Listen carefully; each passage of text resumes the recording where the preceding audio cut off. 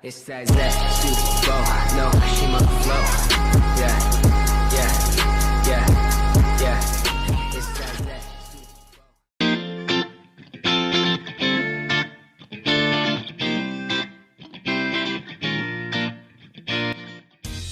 We rate the 2018 Lexus ES at 8 points out of a possible 10 for its excellent safety ratings and its inclusion of standard electronic active safety systems on every model.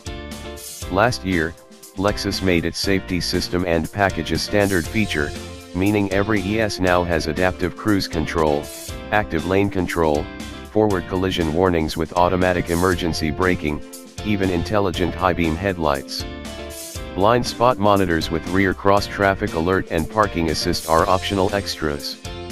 The NHTSA gives the Lexus ES 5 stars overall, though its front crash protection gets only 4 stars. Nonetheless, the IIHS rates the ES a top safety pick in its challenging test routines. As well as 10 airbags and the usual suite of traction control and stability control systems, the optional Lexus Safety Connect system offers emergency and roadside assistance, automatic notification after crashes, and a locator service if the car is stolen.